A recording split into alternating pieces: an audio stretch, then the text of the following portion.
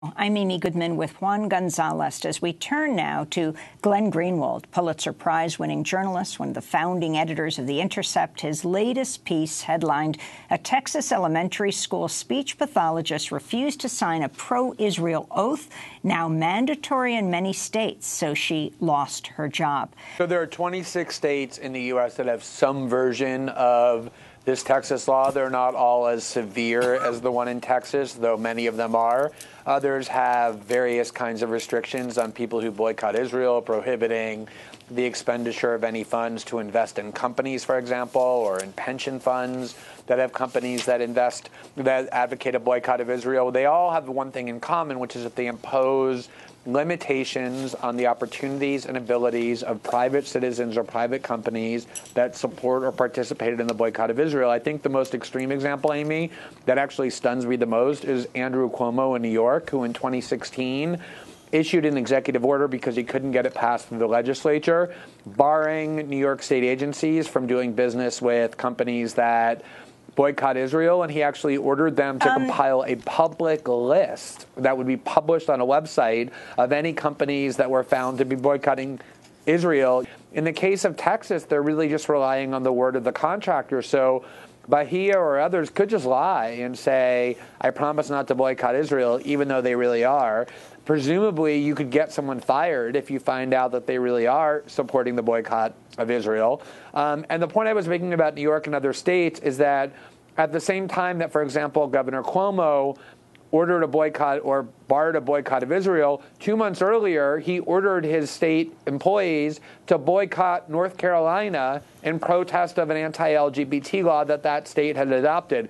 So in Andrew Cuomo's worldview and the worldview of Texas, you're allowed to boycott other American states and harm American businesses and be employed.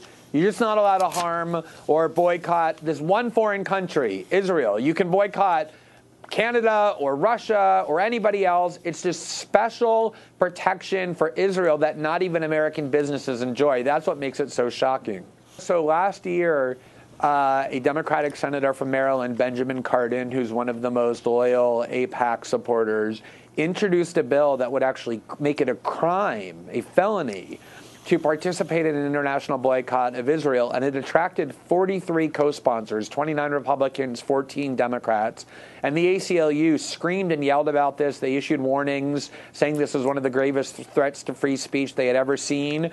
A bunch of Democratic senators who had co-sponsored it, like Kirsten Gillibrand and others, withdrew their support. But now Cardin is back with a somewhat watered-down version, but still very threatening, that's designed to uphold the state laws and also to allow financial penalties on the federal level for anyone participating in the boycott. He's trying to sneak it through a bill that has to be passed, the lame duck budget bill. So there's no separate vote on this. He would just sneak it in there. And the ACLU is trying to do everything they can to warn people of the grave threat posed by Senator Cardin and his allies to make it a federal crime to participate in the boycott of Israel. Well, the very act of getting all of this legislation passed to prevent people from participating in the boycott, divestment, and sanctions movement seems to indicate that there is a growing fear that the movement is having an impact. Of course, it is having an impact. In fact, we now have 2 members of Congress, newly elected members of Congress, who are the first Muslim women to be elected to the Congress. They're celebrated stars of the Democratic Party, and they both explicitly support the boycott of Israel. So you have some members of the Democratic Party, like Hillary Clinton and Chuck Schumer, who say that boycotting Israel is anti-Semitic.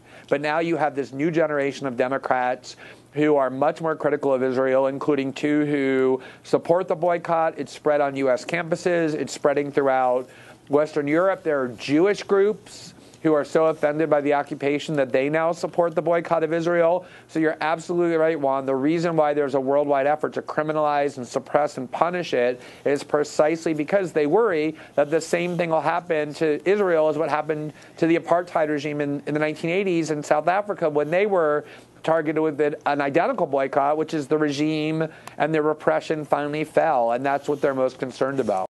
And one of the interesting things about the Texas law that makes it so offensive is it not only bars people from boycotting companies in Israel, but also Israeli companies in the West Bank. You're not even allowed to do the milder, more mainstream version of the boycott aimed just at the illegal settlements in the West Bank that even the UN said was illegal. And now there's a dispute. Has Airbnb really caved into the pressure and reversed their policy? Israel says they have. Airbnb is denying it. But that's where these laws that we've been just talking about come into play and are so pernicious.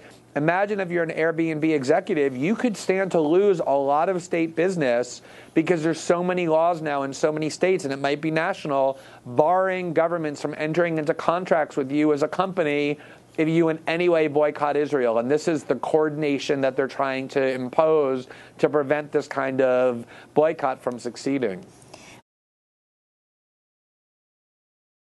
All right, let's do this now. The reaction is still coming in tonight by the thousands and thousands, in fact, from our shocking report yesterday, where we detailed how Americans are now having to take what appears to be a loyalty oath to Israel if they want to keep their jobs.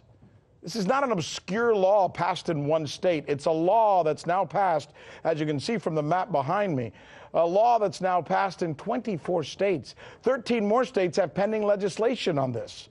There's the map. It shows the states in red that we're talking about, the ones that have passed this law forcing their state workers to sign this agreement that they will not join any economic movements or boycotts against Israel if they know what's good for them, if they want to keep their jobs. Yes, I know. It sounds horribly unconstitutional. In fact, it sounds horribly un-American, doesn't it?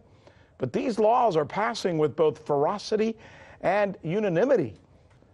The laws are called anti-BDS statutes. Among the many who seem outraged by this phenomenon is one of America's most prodigious writers and thinkers. He's a Pulitzer Prize winner who was the New York Times Middle East correspondent, once again, also part of the RT family, with his weekend show called On Contact. Here, Chris Hedges. This is part of a massive effort on the part of the Israeli government to break the back of the boycott, divestment, and sanction movement, which has certainly grown in Europe and is growing on college campuses across the United States. It calls for the boycott of Israeli goods, divestment, and sanctions imposed on the apartheid state of Israel until Palestinian rights are recognized and Israel ceases its violation of international law in terms of its occupation of Palestinians and Palestinian territory, including East Jerusalem. But where it has been very successful is changing a public perception of Israel. And so we've seen, accompanied by this insane law, a loyalty oath is the right phrase for it, being passed in state legislatures. This is part of AIPAC and the other Israel lobby efforts, which has deep pockets, big money behind it. Sheldon Adelson, Trump's largest contributor, is the largest donor to this kind of movement.